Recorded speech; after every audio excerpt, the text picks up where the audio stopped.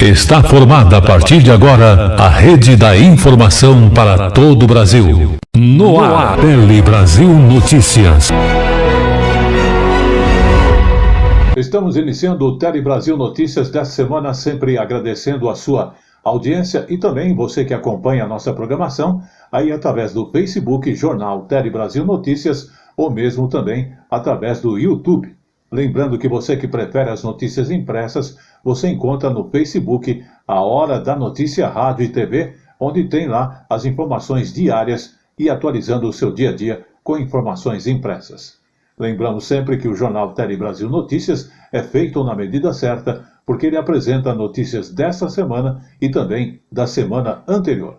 Sendo assim, além de agradecermos a sua audiência e o seu apoio, vamos às nossas principais manchetes de hoje. Taxa de desemprego cai e fica em 9,3%.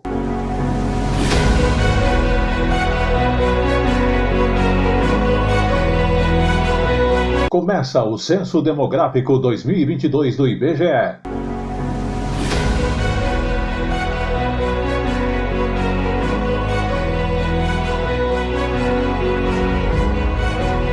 Vegetais frescos vendidos embalados não precisam trazer a data de validade.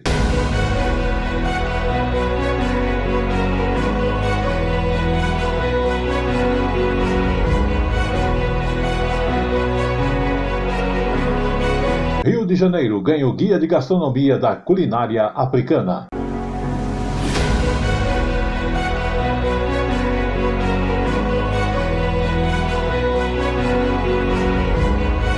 Conheça o Parque da Aclimação em São Paulo, o representante do verde da Mata Atlântica em meio ao concreto.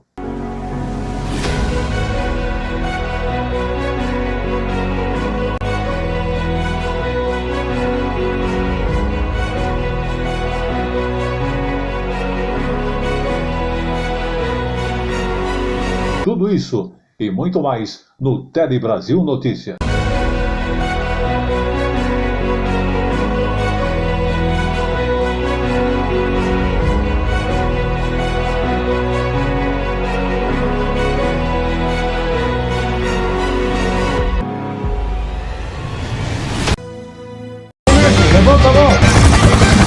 Diariamente, o Brasil e o mundo contra o crime. No Polícia em Ação. Confira. E começamos o Tele Brasil Notícias da semana falando da taxa de desemprego, que caiu e ficou em 9,3% no trimestre encerrado agora no mês de junho. Lembrando que atualmente somos mais de 98 milhões de pessoas trabalhando no país. Os números são apresentados através do IBGE. Vamos conferir.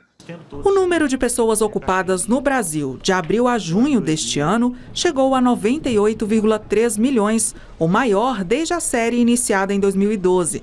A alta foi de pouco mais de 3% em relação ao trimestre anterior e de quase 10% comparada ao mesmo período de 2021. São mais 8 milhões e 900 mil pessoas no mercado de trabalho em um ano. Essa expansão na ocupação ela foi observada em diversas atividades, mas podemos destacar a indústria, o comércio, os outros serviços e principalmente a administração pública, saúde e educação. Já a taxa de desocupação no segundo trimestre caiu 1,8 ponto percentual em relação ao período anterior e ficou em 9,3%. Foi a menor taxa para um segundo trimestre desde 2015. Apesar da queda, cerca de 10 milhões de brasileiros estão em busca de trabalho. Ainda de acordo com o IBGE, o número de empregados com carteira de trabalho assinada no setor privado, incluindo trabalhadores domésticos, foi de 35,8 milhões, uma alta de 2,6% em relação ao trimestre anterior e de 11,5% na comparação anual, ou seja, 3 milhões e 700 mil pessoas a mais com carteira assinada no mercado de trabalho. Para esse economista, os números da Pesquisa Nacional por Amostra de Domicílios Contínua mostram que a economia brasileira está se recuperando. A economia está respondendo, com um ritmo de crescimento bem mais acelerado, ou seja, é um crescimento consistente. A gente fala que precisamos primeiro ter bons fundamentos econômicos, por exemplo, controle da inflação, equilíbrio das contas públicas, que a gente conseguiu, para depois ter um crescimento sustentável, que se mantém no longo prazo. E a partir de 1º de agosto já começou então o Censo Demográfico 2022 do IBGE. Vamos acompanhar com mais detalhes este trabalho. E vai até o início de novembro. 183 mil recenseadores vão visitar todos os domicílios dos 5.568 municípios do país. O censo, além de fazer um levantamento sobre o tamanho da população brasileira, ele traça um perfil das características socioeconômicas do país, como escolaridade, renda e saneamento básico. Ele é fundamental para a implementação e direcionamento de políticas públicas governamentais. Essa é a primeira vez que os recenseadores vão visitar territórios quilombolas. Ao visitar os domicílios, é importante que a população brasileira saiba que os agentes de pesquisa e recenseadores estarão vestindo um crachá com identificação do IBGE e também um colete identificado. A central telefônica para quem tiver dúvidas a respeito do censo é o seguinte número: 0800 721 8181. Nesse número também é possível confirmar a identidade dos recenseadores caso haja alguma dúvida. Também é possível ver dados nesse site respondendo.ibge.gov.br. Os primeiros resultados do censo saem no fim do ano e análises mais aprofundadas serão divulgadas pelo IBGE no ano que vem e em 2024.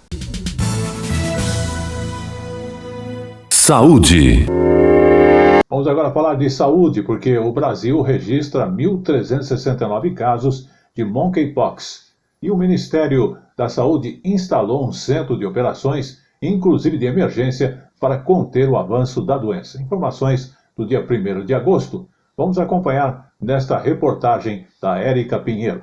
E as informações também que partem aqui direto de São Paulo, onde há a maior concentração de casos no momento. O ministro da Saúde, Marcelo Queiroga, informou há pouco por meio das redes sociais que o Brasil vai receber, por meio da OPAS, a Organização Pan-Americana de Saúde, o antiviral Tecovirimat, para reforçar aí o enfrentamento à monkeypox. O remédio será usado em casos graves da doença. Do total de 1.369 casos confirmados, 1.031 são aqui em São Paulo. Isso quer dizer que o estado concentra 75% dos casos confirmados da doença no país. A primeira morte de um paciente com a doença foi confirmada na sexta-feira da semana passada em Minas Gerais. Era um homem de 41 anos, imunossuprimido, com histórico de quimioterapia e com outras comorbidades. O Ministério da Saúde instalou um centro de operações e emergências que funciona todos os dias, inclusive aos fins de semana. Esse centro faz a análise dos dados para ações integradas de enfrentamento à doença. Segundo o Ministério da Saúde, a maioria dos casos é de homens que fazem sexo com outros homens, mas esse não é o único grupo a contrair a doença. Vamos ouvir o secretário de Vigilância em Saúde. O dado epidemiológico que nós temos hoje em todos os quase 20 mil casos no mundo é que a grande maioria, mais de 95% dos casos confirmados são de homens que fazem sexo com homens. Mas isso não é uma estigmatização. A principal forma de contato, de transmissão da doença, se dá por contato. E a cidade de São Paulo registra aí 7 adolescentes com a doença e 3 crianças. Todos seguem em isolamento, sem sinais de agravamento da doença. O Ministério da Saúde orienta sobre os cuidados que as pessoas devem ter com essas crianças com monkeypox. Vamos ouvir. todos os cuidados que devem ser feitos com a higienização da criança, né? O cuidado que deve ser tomado com a roupa, né, de uso diário da criança, né, da fervura da roupa, com água e sabão, né, com o isolamento da criança, os pais, né, os pais ou responsáveis, aqueles que conviverem com a criança, a depender da idade das crianças, tomarem todo o cuidado, né, com o uso de luvas, né, para evitar o contato direto com as secreções das lesões. O Palhão Artesanatos, em novo endereço, oferece 3 andares com matérias-primas e produtos em artesanatos nacionais e importados, especialmente para você, oferecendo telas para pergolados e mais de 5.000 itens diferentes. O Palhão Artesanatos, em novo endereço na Rua Oiapoque, número 101, no Brás. São 57 anos de tradição, atendendo a todo o Brasil. WhatsApp 11 95265 8256. Vamos agora falar da falta então de insumos e também do preço alto dos produtos provocado justamente por esta falta, que acabam impactando diretamente na economia brasileira e também na indústria nos últimos 2 anos. Isso atinge a vida até mesmo dos consumidores. E, inclusive, este fato é uma conclusão de um estudo da Confederação Nacional da Indústria, a CNI. Vamos observar. Desse galpão saem por mês 100 toneladas de papel. São livros, revistas, tudo com um destino certo, que é abastecer o mercado interno. Mas o nível de produção aqui está um pouco abaixo da capacidade. É que o setor gráfico ainda sofre com a falta de matéria-prima. Nesse caso, papel e chapa de alumínio. Estamos trabalhando normalmente, mas com uma dificuldade muito grande. A falta de matéria-prima do nosso setor é muito grande desde meados de 2020 e 2021. O papel cochê especificamente, além dele ter diminuído a produção, a falta dele é muito grande e o aumento desse papel no último ano ele girou em torno de 120%. A falta ou alto custo de insumos e matérias-primas não são problemas exclusivos das indústrias do setor de impressão e reprodução. Segundo a CNI, outros 22 setores também vêm passando por dificuldades parecidas há pelo menos 2 anos.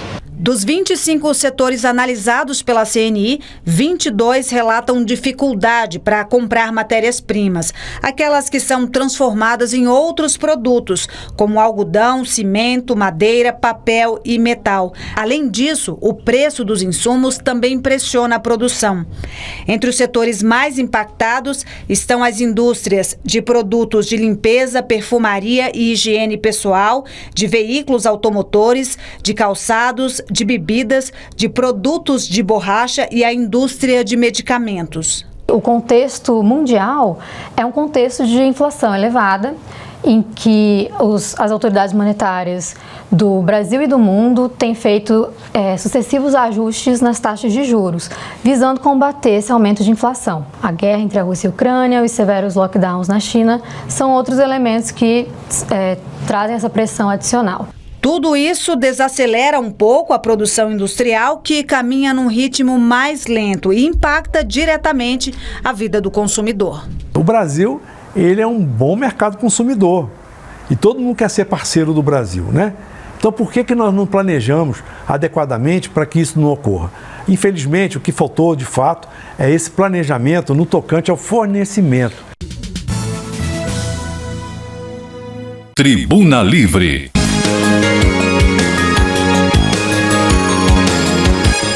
E voltamos a trazer o quadro Tribuna Livre. Por quê? Justamente, alguns fatos acabam viralizando na internet. E não diferente a isso, a demissão de um médico por meio de uma mensagem de texto do WhatsApp acabou viralizando na internet nesta semana. E não só na internet, mas em todas as redes sociais. Ela provocou compartilhamento e também vários casos semelhantes acabaram aparecendo. O avanço, então, do trabalho remoto, também durante esse momento de pandemia que passamos, a relação entre o empregador e o empregado acabaram sendo ampliadas no ambiente virtual. Agora, olhando para a CLT, ela passou por modificações justamente para acolher novas modalidades de contratação.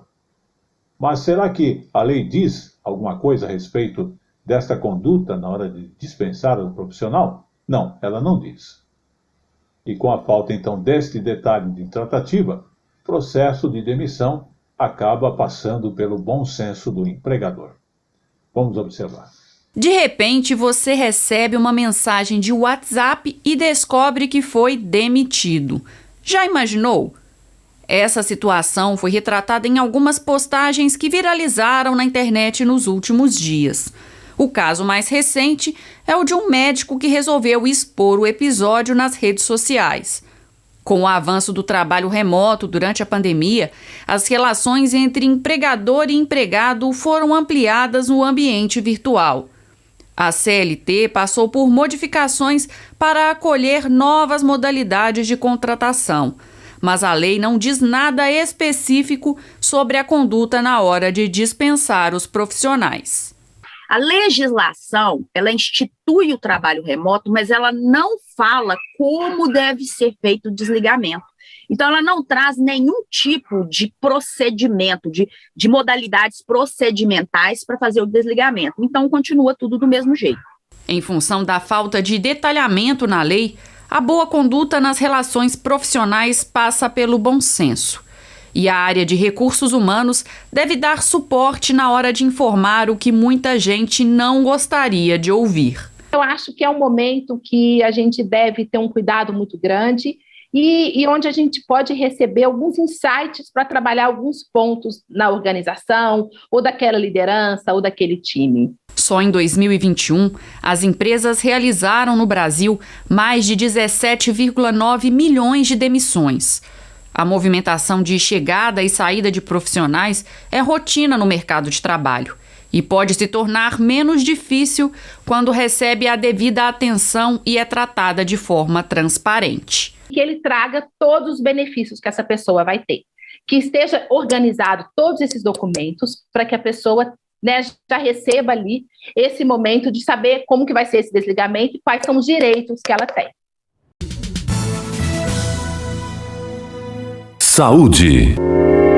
Vamos agora falar de saúde, porque o Hospital Universitário Antônio Pedro, da Universidade Federal Fluminense, é a primeira unidade do Sistema Único de Saúde no Rio de Janeiro a ter um aparelho que permite a cura total de alguns tipos de câncer de pele. Vamos observar. Depois de uma longa cirurgia, Maria Celeide saiu da mesa de operação aliviada. Ela foi a primeira paciente a operar pelo SUS no Rio de Janeiro, usando uma técnica avançada para retirada de câncer de pele.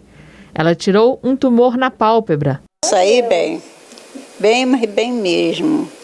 Eu não pensava de estar tão feliz assim.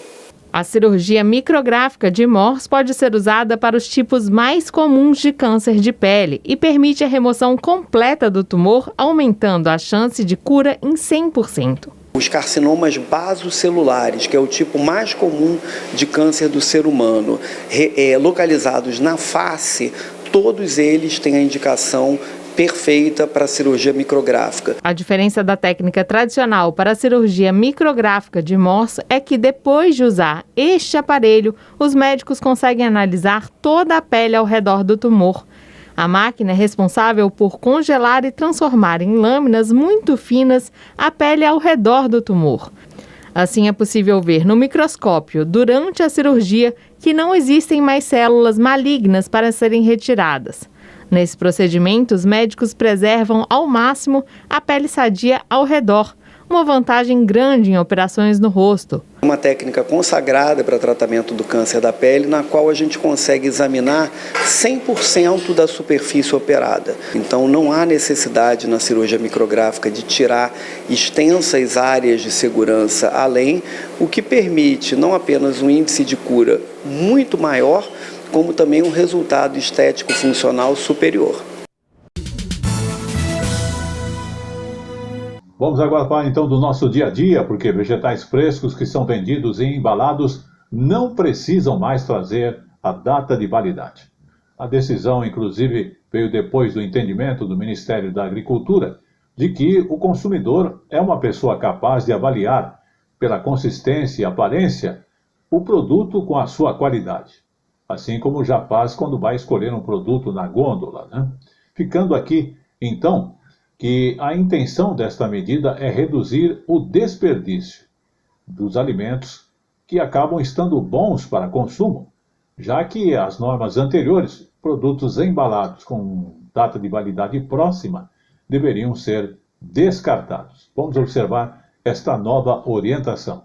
Lucy já ouviu falar na nova regra. Vegetal fresco e embalado não precisa mais vir com data de impressa no rótulo. Às vezes a gente despreza um alimento porque está fora da data de validade, mas ele ainda está bom para o consumo, você olhando. A decisão do Ministério da Agricultura se alinha a uma norma da Anvisa, a Agência Nacional de Vigilância Sanitária, que já dispensa a obrigatoriedade do prazo de validade no rótulo. Mas tem consumidora como a Maria Helena, que prefere escolher os alimentos. Eu acho o jeito que eles cortam, ela murcha muito rápido. E eu comprando, porque quando eu compro, eu descasco folha por folha. Então dura mais de semana. Para o Ministério da Agricultura, a data de validade em embalagens assim, com vegetais frescos, não é necessária, porque o consumidor seria capaz de avaliar pela consistência e pela aparência se o produto está bom, assim como faria com itens vendidos avulsos na gôndola. Antes da nova regra, os produtos embalados e fora da data de validade precisavam ser jogados no lixo. Mas, de acordo com o Ministério da Agricultura, muitas vezes os alimentos ainda estão bons para consumo, apesar de fora da data de validade que consta no rótulo, gerando desperdício. Você consegue verificar se o produto, por exemplo, ele está firme, se ele apresenta odores característicos, se ele não tem a presença, por exemplo, né, se ele não está excessivamente amadurecido. Inclusive, você pode até, por exemplo, utilizar esse alimento e evitar até o seu desperdício, né? Evitar que esse produto ele seja aí descartado, uma vez que ainda poderia ser consumido. E chegou no Tele Brasil Notícias o nosso Momento Jurídico. O Momento Jurídico fala dos fisioterapeutas e também dos terapeutas ocupacionais que podem praticar acupuntura, quiropraxia e osteopatia.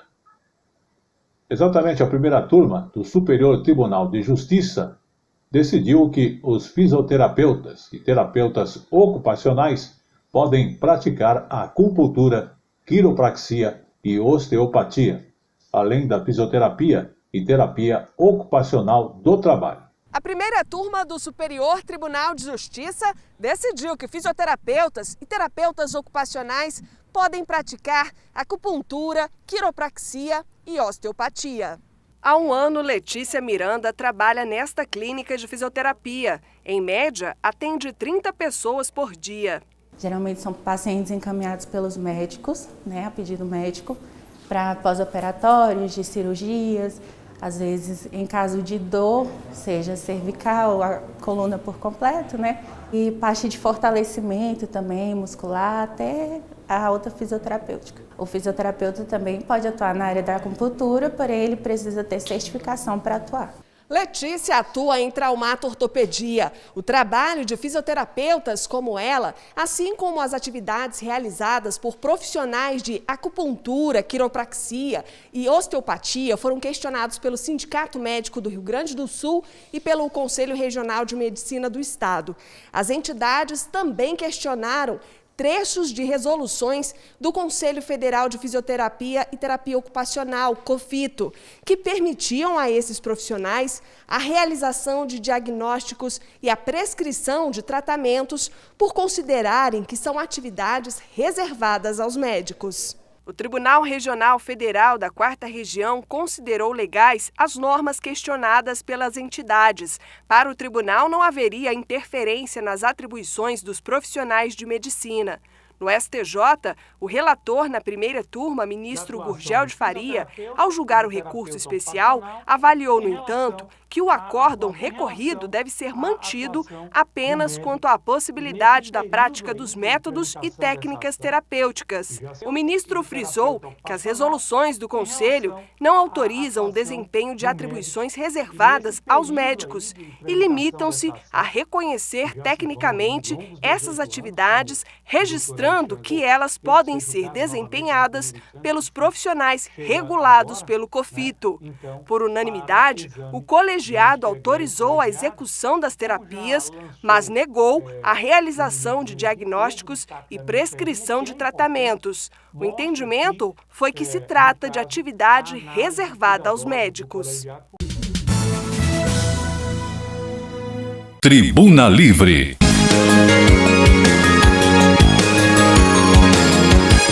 E voltamos ao Tribuna Livre. Justamente é um caso que aconteceu agora no dia 29 de julho de 2022, onde se fala que a cada ano, cerca de 140 milhões de pessoas acabam sendo afetadas em todo o mundo por erros no diagnóstico médico ou nas próprias cirurgias. Episódio que muitas vezes estão deixando as pessoas com sequelas para o resto de sua vida. Agora, veja como a vítima pode buscar os seus direitos nesta reportagem da TV Feira. Emerson tem 34 anos. Aos 21, sentiu fortes dores no abdômen. O primeiro diagnóstico foi de cálculos renais. Logo depois, descobriu que era uma apendicite aguda. Essa demora toda e essa sequência de erros me levou a ter uma sepse e uma peritonite, que é a inflamação na membrana que envolve os órgãos, e a infecção generalizada, o que me levou a ficar na UTI, desenganado e em coma por 4 meses. Por causa desse erro, eu acabei desenvolvendo a calcificação bilateral no quadril, fiquei com limitação e preciso de cadeira de rodas, inclusive na rua, para evitar que eu tenha uma queda e, consequentemente, uma fratura. Em todo o mundo, mais de 138 milhões de pessoas são afetadas anualmente por erros médicos e mais de 2,5 milhões de pacientes morrem em 150 países de baixo e médio rendimento. E isso é o que mostra um relatório feito pela Organização Mundial da Saúde. Erro no diagnóstico, no tratamento, na prescrição de medicamento estão entre as principais falhas. E quem mais sofre com isso são aqueles pacientes das camadas mais pobres. Esse especialista em direito médico orienta que os pacientes entrem com ação na justiça para verificar a responsabilidade do profissional de saúde e os danos sofridos. O primeiro passo é ele reunir provas de que de fato aquele erro médico existiu. O principal documento capaz de provar isso é o próprio prontuário médico, que é um direito do paciente. Ele solicita o prontuário e aí, de posse do prontuário, juntamente com outros documentos que ele é capaz de colher, ele vai buscar a ajuda de um profissional da área para que, eventualmente comprovado o erro médico, ele possa buscar uma eventual reparação. Emerson não entrou com processo na justiça porque ficou bem abalado emocionalmente na época, mas agora essa é uma das metas dele. Eu encontrei um advogado que disse que se a sequela permanece, ela não prescreve, e aí é uma coisa que eu pretendo fazer. A situação não vai reverter, mas pode melhorar a minha qualidade de vida e também servir de exemplo para que não aconteça com outras pessoas. Vamos agora falar com você que tem aí o seu animal, né? Porque os cuidados com eles são muito importantes. Mas falando de animais silvestres que são vítimas de tráfico, eles estão sendo reabilitados em centros de triagem do próprio IBAMA. Agora vamos observar como é esse trabalho nesta reportagem. Liberdade para cantar, para voar e para viver na natureza. É o que o Instituto Brasileiro do Meio Ambiente e dos Recursos Naturais Renováveis, o IBAMA, quer dar de volta para os 482 canários da terra apreendidos no dia 23 de julho. Os animais estavam sendo transportados em malas de uso comum e foram resgatados pelo IBAMA, com apoio do Ministério da Justiça e Segurança Pública e da Receita Federal. Ao chegarem no Centro de Triagem de Animais Silvestres do Distrito Federal, 100 animais já estavam mortos. De acordo com o IBAMA, o crime de tráfico de animais segue sendo cometido por haver demanda de mercado por espécies silvestres e nativas. As pessoas acham bonitinho ter o canário na gaiola, gostam do canto dele, né?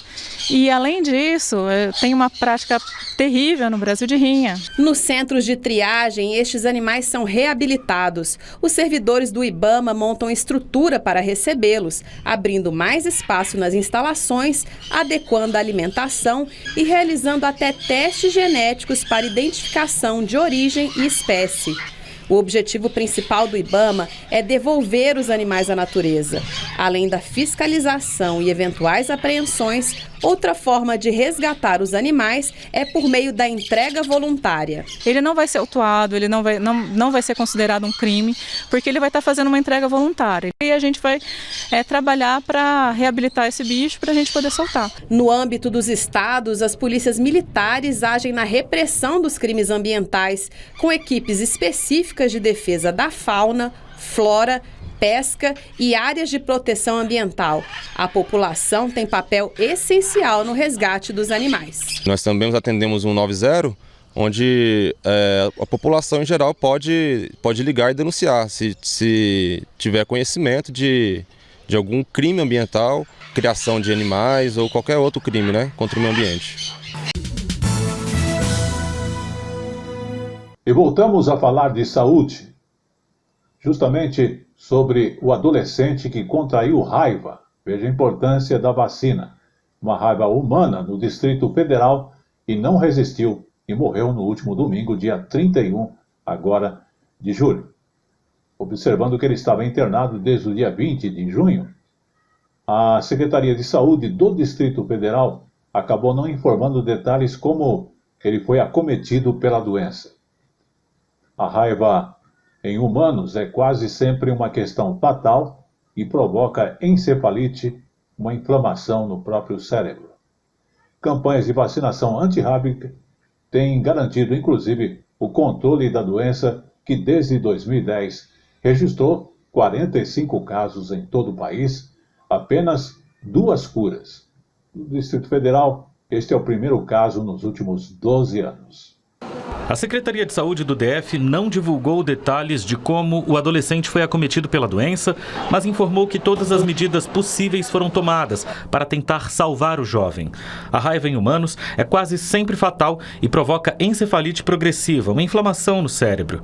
Campanhas de vacinação antirrábica têm garantido o controle da doença, que desde 2010 registrou 45 casos em todo o país, mas apenas 2 curas. Não havia registro de raiva humana no DF nos últimos 12 anos. As campanhas de vacinação de cachorros e gatos têm sido eficientes para a redução da doença. Em 1999, 1.200 cães tiveram a doença no Brasil. Em 2020, foram apenas 11. Em situações de acidente com animais, a recomendação é lavar o ferimento com água e sabão e buscar ajuda médica o mais rápido possível. Chegou agora o nosso momento de falarmos de turismo. Sim, o número de voos internacionais para o Brasil cresceu em junho. Inclusive, superou a marca de 3,8 mil chegadas. Mais de 1 milhão de turistas com vistos visitaram o país somente no primeiro semestre. É lógico que a expectativa é de que esses números cresçam ainda mais rapidamente agora na segunda metade do ano. Vamos observar. A estudante colombiana Maria José Londonho veio pela primeira vez para o Brasil e está na expectativa para conhecer o Rio de Janeiro. Para Rio. Já o chileno Albert Maisburger voltou ao país para visitar amigos em São Paulo. Um levantamento da Embratur, a Agência Brasileira de Promoção Internacional do Turismo, mostra que a oferta de voos internacionais para o Brasil está crescendo. Mesmo em junho, um mês tradicionalmente fraco para o setor, houve aumento de 7% em relação a maio. Na comparação com junho do ano passado, a oferta de voos foi 4,5 vezes maior. Apesar do crescimento, o número de chegadas de voos internacionais ao Brasil ainda está abaixo do período pré-pandemia. De acordo com a Embratur, a malha aérea internacional opera atualmente com cerca de 76% da capacidade registrada em 2019. O presidente da Embratur espera que o país retorne ao patamar pré-pandemia no prazo de 1 ano. Ultrapassamos a barreira recentemente de 1.200.000 turistas internacionais. Nós temos uma ferramenta de inteligência chamada Global Data, que diz que chegaremos a 4 milhões de turistas até o final deste ano. Estamos trabalhando para alcançar essa meta e acreditamos que logo no primeiro semestre de 2023, até o final do primeiro semestre de 2023, voltaremos aos números pré-pandêmicos, que foi um número de 6.500.000 turistas estrangeiros visitando o Brasil. Muito bem, vamos falar agora do Rio de Janeiro, porque a cidade do Rio de Janeiro acabou ganhando um guia gastronômico. Neste guia gastronômico, reúne-se restaurantes, estabelecimentos comerciais especializados na culinária africana. São delícias que nos deixam com água na boca. Vamos conhecer com mais detalhes estas iniciativas. Angola, Namíbia, Tanzânia, Nigéria e África do Sul. Os sabores cruzaram o Atlântico. Inspirada nas comidas dos seus antepassados, Dida resolveu abrir um restaurante que destaca os diferentes aspectos da cultura negra. Nas paredes, há um painel com grandes personalidades. O cardápio apresenta receitas clássicas africanas como o calulu de Angola e petiscos com elementos brasileiros, acompanhados, por exemplo, com molho de rapadura e manteiga de garrafa. A comida africana é uma comida com bastante tempero, bastante ervas, é uma busca de saberes, sabores do nosso povo preto. Além da comida, o espaço abriga outras expressões culturais. A gente aqui abriga também outras marcas de afroempreendedores, acessórios, moda, tem beleza também, tem aulas de capoeira, Kemetic Yoga e educação financeira também. E tudo na valorização do negro e um puxando o outro, formando uma grande comunidade, né? Os bares e restaurantes guardiões da culinária preta estão reunidos em um guia, o Zungu. O termo era usado para classificar as casas da região portuária do Rio, que acolhiam pessoas que tinham se libertado da escravidão. Além do bar Dida, outro destaque do guia é o assado da vila, que serve diferentes quitutes feitos no bafo da parrilha. As carnes ficam várias horas no calor do fogo até quase desmancharem. A inspiração do bar, que fica na Vila Isabel, vem da Baixada Fluminense e dos churrascos familiares que agregam amigos e vizinhos. É um prato, né, que tem origem muito forte na cultura negra, né, do assado. A galera abraçou a causa, assim, e os clientes vêm para experimentar o que a gente oferece. Isso está sendo muito importante para a gente. Os frequentadores aprovaram as iguarias. É maravilhoso a gente ter um espaço que resgate isso, que traga isso. E tendo isso num prato, no sabor, fica muito melhor, né? Show de bola. Eu já vi aqui outras vezes aqui com os amigos aqui, ficamos nesse mesmo espaço aqui. Ficamos saindo aqui quase 10 horas da noite. Essa corzinha pretinha assim, né? Fica legal.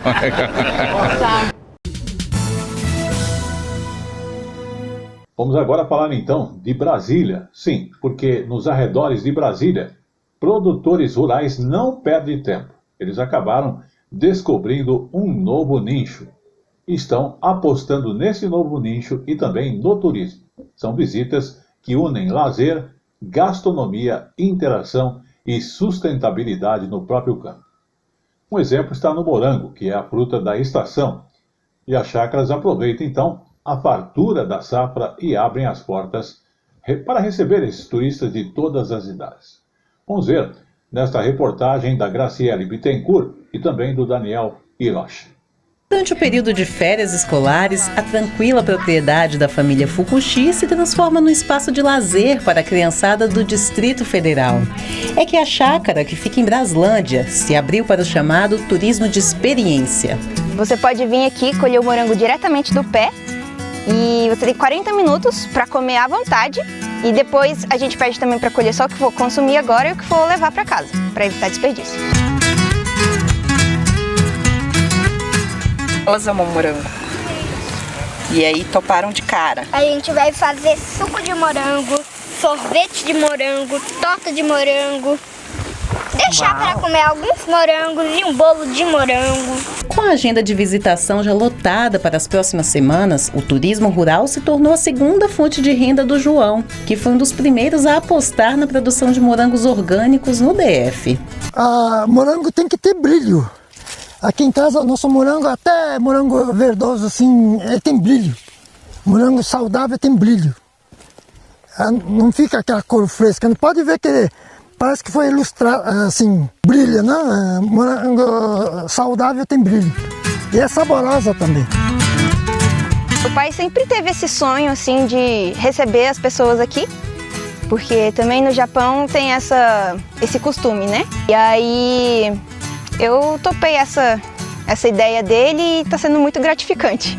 Dá um prazer de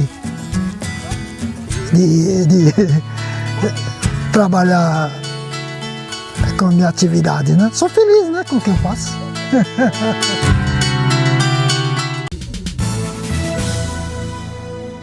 Vamos falar de exposição, porque a 37ª edição do Panorama da Arte Brasileira, que reúne trabalhos de 26 artistas no MAM, que é o Museu de Arte Moderna de São Paulo, e esta mostra, inclusive, está acontecendo já desde o dia 23 de julho e vai até o dia 15 de janeiro de 2023. Sob as cinzas, brasa. Esse é o tema do 37º Panorama da Arte Brasileira, que está em cartaz aqui no Museu de Arte Moderna de São Paulo. A mostra reúne o trabalho de 26 artistas que discutem o passado e futuro do país, com referências ao bicentenário da independência do Brasil, aos 100 anos da Semana de Arte Moderna e às pautas sociais e ambientais. Em cartaz até janeiro do ano que vem, aos domingos a entrada é gratuita. Pois é, como eu falo sempre, tudo que é bom dura pouco, e o Tele Brasil Notícias está chegando ao seu final. Mas antes de encerrarmos, eu quero convidar você para fazer um passeio por um dos mais tradicionais parques urbanos do país, que é o Parque da Aclimação aqui em São Paulo. Ele nasceu como um sítio privado ainda no século XIX. Hoje, se olharmos bem, ele representa a resistência do verde da Mata Atlântica em meio ao concreto da maior cidade do nosso país. Vamos observar. Dos parques mais charmosos de São Paulo. Um cenário propício para contemplar a natureza, relaxar e também se divertir. Sempre venho aqui, sempre faço exercício, corro, tudo. A gente está olhando aqui os cisnes comendo os peixes. É muito bonito. O Parque da Aclimação fica na região central de São Paulo.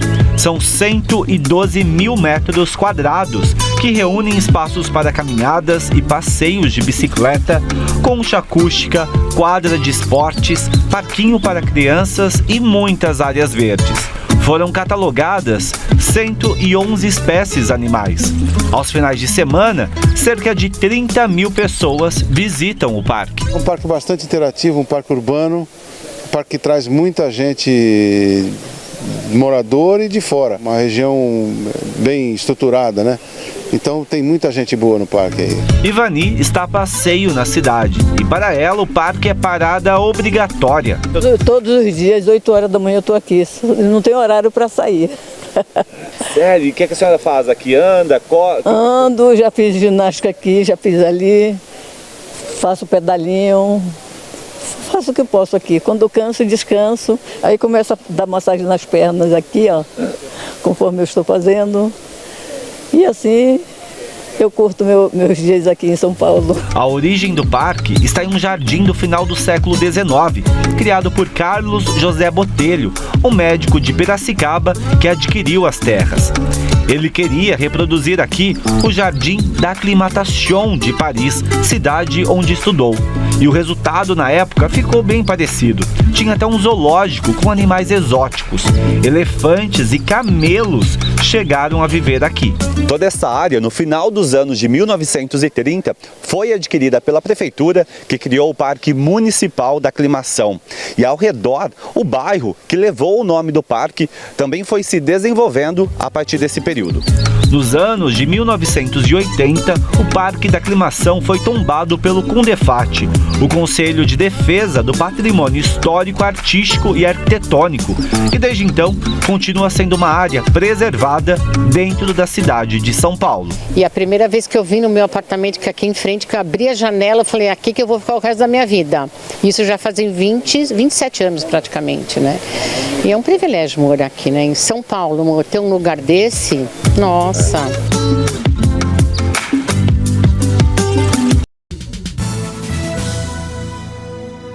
Muito bem, este foi o Tele Brasil Notícias desta semana. Agradecemos a sua audiência, também o apoio técnico do João Vitor, e estaremos de volta na semana que vem.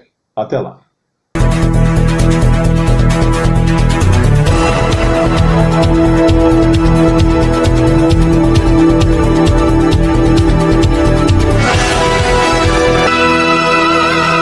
Tele Brasil Notícias.